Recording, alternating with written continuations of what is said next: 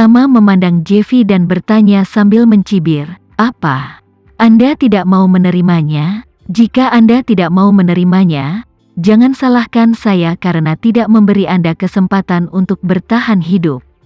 Mendengar ini, Jeffy bahkan tidak memikirkannya, dan dengan cepat berkata, "Saya bersedia, saya bersedia, saya benar-benar bersedia." Pada saat ini, Jeffy sudah memikirkan rencana tanggapan di dalam hatinya. Dia bergumam dalam hatinya, "Sekarang aku harus setuju untuk keluar dari sini dulu. Selama saya melarikan diri, saya akan mencoba yang terbaik untuk meninggalkan Indonesia sesegera mungkin." Pada saat itu, Kaisar jauh. Bahkan jika Tama ini memiliki kemampuan, dia tidak dapat menemukan saya di seluruh dunia untuk menghukum saya kan? Tama sepertinya sudah melihat rencananya sejak lama.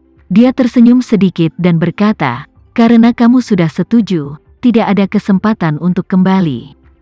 Aku tidak menyesalinya. Aku tidak akan pernah menyesalinya." Jeffy menyatakan pendiriannya lagi dan lagi, hanya berpikir untuk keluar dengan cepat. Pada saat ini, Tama berdiri dan mengetuk bagian atas otak Jeffy dengan jarinya dengan ringan, dan jejak aura mengalir ke otaknya dari ujung jari Tama. Segera, Tama berbicara dengan nada yang tidak perlu dipertanyakan lagi, dan berkata, "Jeffy, ingat, kamu akan pulang setelah meninggalkan tempat ini, mengunci diri di kamar, jangan keluar, dan jangan bicara dengan siapapun. Jika seseorang bertanya kepada Anda hanya mengatakan bahwa Anda ingin sendiri. Ketika Anda menunggu sampai jam 9 malam, Anda akan keluar dari kamar, mengumpulkan keluarga Anda, dan terhubung dengan kakek Anda melalui video. Beritahu mereka bahwa setelah mempertimbangkan dengan cermat, Anda merasa bahwa ayah dan kakek Anda adalah orang berdosa. Jadi memutuskan untuk mulai pukul 7 besok pagi dan bersujud sampai ke kuil Johang untuk membayar dosa keluarga Sucipto. Jika Chen Sucipto berani menghentikanmu dan mengancammu, kamu akan menghitung kejahatannya. Sebut dia pembunuh. Selain itu, sebelum kamu mengaku kepada keluargamu malam ini, kamu harus merekam video.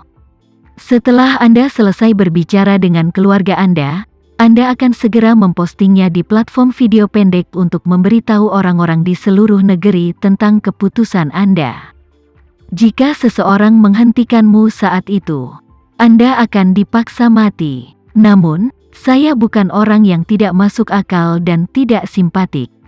Mempertimbangkan kebugaran fisik Anda yang buruk, saya mengizinkan Anda untuk membawa beberapa pengikut lagi di sepanjang jalan, dan bahkan seorang dokter pribadi, sehingga mereka dapat melindungi hidup Anda di sepanjang jalan.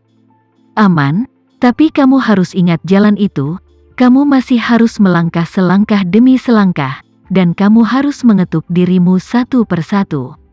Di jalan ini, kamu hanya perlu melakukan penebusan dengan tulus.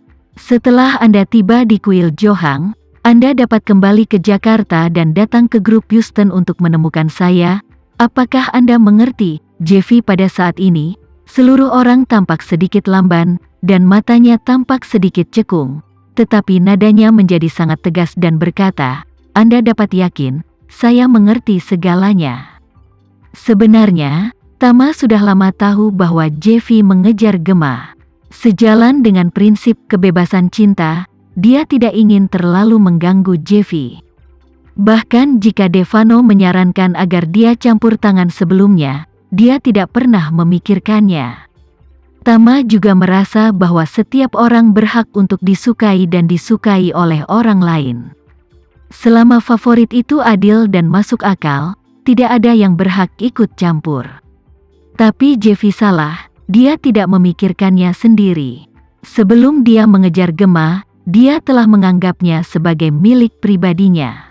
Ketika dia mengetahui bahwa dia mengantar Gemma ke stadion, pikiran pertamanya adalah melakukan segala kemungkinan untuk menyelidiki identitasnya, mengarahkan jari padanya, dan bahkan harus menyelidiki plat nomor istrinya telah sepenuhnya melanggar prinsip dasar kebebasan dari cinta.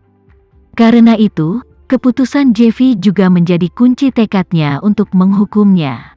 Justru karena inilah Tama memberinya petunjuk psikologis. Petunjuk psikologis adalah fungsi cuci otak yang sangat kuat, dan Tama menggunakan aura sebagai media. Saran psikologis semacam ini bahkan lebih tidak dapat dipecahkan.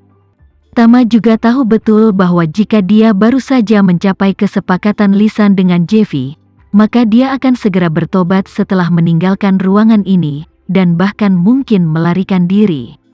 Bahkan jika dia dipaksa untuk tidak berdaya dan benar-benar menundukkan kepalanya sampai ke kuil Johang, maka dia kemungkinan besar akan melakukan segala kemungkinan untuk tergelincir di jalan. Dan tidak mungkin baginya untuk terus menatapnya. Satu-satunya solusi adalah memberinya petunjuk psikologis yang kuat dan membuatnya mengikuti pengaturan. Tidak ada yang bisa menghentikannya, dan tidak ada yang bisa membuatnya melepaskan tuntutannya. Akibatnya, dia akan dengan ketat menuntut dirinya sendiri, 3 langkah dan 1 busur, 1 langkah lebih sedikit, 1 kepala lebih sedikit, dia sendiri tidak akan memaafkan dirinya sendiri. Dengan cara ini, secara alami tidak mungkin untuk lolos. Namun, isyarat psikologis memiliki efek samping yang kuat. Begitu dia menerima sugesti psikologis semacam ini, cara berpikir normal seluruh orangnya juga akan sangat terpengaruh. Pada saat itu, di mata orang lain, orang ini mungkin seperti orang bodoh yang gila, yang tidak dapat dipahami. Tapi bagi Tama, itu tidak masalah. Yang dia inginkan adalah Jeffy dengan jujur melewati kepala panjang selama 3 tahun ke depan. Dia pernah menyelamatkan hidupnya, dan sekarang dia akan membalas dendamnya, dan dia tidak akan membunuhnya. Itu sudah sangat baik, dan membiarkan dia pergi ke kuil Johang untuk menebus dosa-dosanya juga dianggap sebagai perlakuan istimewa baginya di mata Tama. Jeffy telah sepenuhnya selesai dengan saran psikologis Tama saat ini, dan apa yang dia pikirkan dalam pikirannya adalah semua instruksi Tama kepadanya. Melihat ini, Tama berkata, "Oke, panggil bawahanmu sekarang dan biarkan mereka membawamu pulang. Jika mereka bertanya bagaimana Anda berbicara, Anda memberitahu mereka bahwa masalah ini salah paham. Orang yang kamu cari tidak ada di grup Houston." Jeffy segera mengangguk dan berkata, "Tama, aku tahu." Setelah berbicara, dia segera berbalik dan berjalan keluar tanpa melihat ke belakang. Melihat ini, Melissa buru-buru bertanya kepada Tama, "Tuan, biarkan dia pergi seperti ini." Tama mengangguk, "Biarkan dia pergi, kita tidak perlu khawatir tentang sisanya." "Baik," dia berkata dengan cara yang nyaman, "kalau begitu aku akan mengirimnya keluar untuk menghindari keraguan." Tama sedikit mengangguk, dan Melissa bergegas mendekat dan berkata kepada Jeffy, "Tuan Su, aku akan mengantarmu pergi." Jeffy mengangguk bodoh, dan berkata tanpa sadar, "Terima kasih." Setelah keluar, dia baru saja datang ke pintu ruang konferensi. Asistennya dan sekelompok pengawal dengan cepat bangkit dan keluar.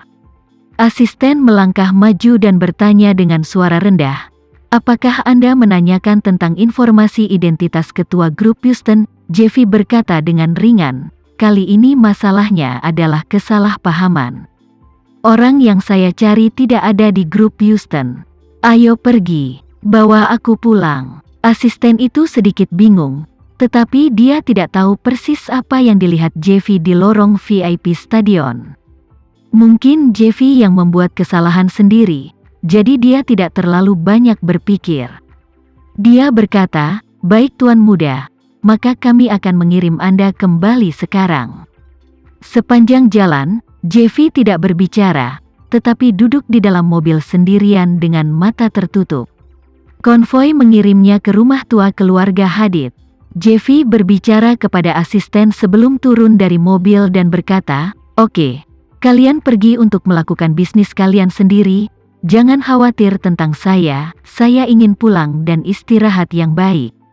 Asisten tidak banyak berpikir, dan buru-buru membuka pintu ke Jeffy dan mengawasinya memasuki rumah keluarga Hadid, dan kemudian menyapa orang lain untuk pergi.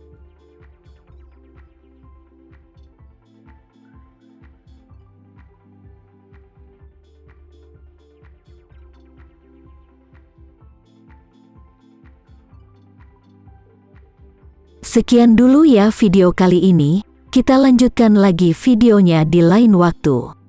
Oh iya, bagaimana menurut kalian? Semoga bisa sedikit menghibur kalian semua. Untuk teman-teman yang baru nonton jangan lupa subscribe ya hehehe.